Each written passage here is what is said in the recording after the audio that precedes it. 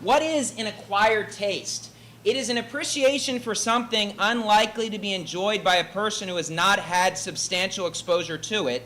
It is the opposite of innate taste or natural taste, which is the appreciation for things that are enjoyable by most persons without prior exposure to them. If there's something you don't like, but over time, as you're exposed to it more and more, you start acquiring a taste for it. I had no idea you were such a fan of the mollusk. Never really gave him a chance before. But I'm acquiring a taste. To acquire a taste for something means to begin to like something because you've tried it over and over again. You can acquire a taste not only for certain types of food like blue cheese or raw oysters, but also for music, theater, opera, certain types of movies, etc. Just a few weeks ago, our son Ezra, he's very makulit, and there was some vinegar on the table, and he ended up getting some in his mouth, and he's crying, and he hated it.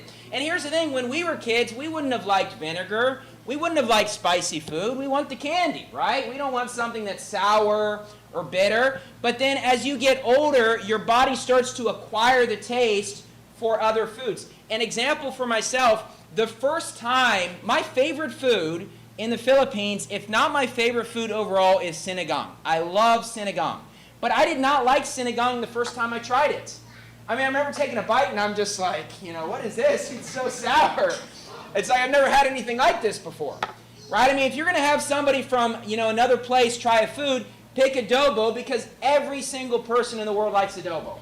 But with sinigang, the reason why you might be like, wow, because it's such a shock to the system because it's different, right? But now, over time, sinigang became my favorite food because I acquired that taste. Or, for example, let me give you a food that I have never acquired the taste for, and I try it every 2 months, faithfully for the last 6 years, kimchi. Everyone says it's an acquired taste. I don't like kimchi.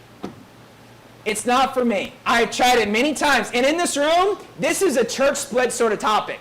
Some people here love kimchi. It's one of those foods. It's like foods like durian, wasabi, kimchi. It's like you either love it or hate it. There's no in between, right? I'm on the anti-kimchi side, but if you're going to quit the church over that, it's like my wife's favorite food, so there you go. You can stick in here, okay? But I never acquired the taste for it. And certain foods, you're just never going to acquire the taste because your taste buds are just not made that way. We're designed differently by God, and certain things you're just never going to acquire the taste for. Now, what I'm doing is using this as an example for our church because our church is an acquired taste. It doesn't come naturally to people because we're not the natural man. We don't preach the things of the world. And so it's something that it takes people time to acquire the taste to enjoy, which they might not first enjoy when they come. Now here's the thing. Our church, some people will never acquire the taste for because they just don't want to live for God. They don't want the truth.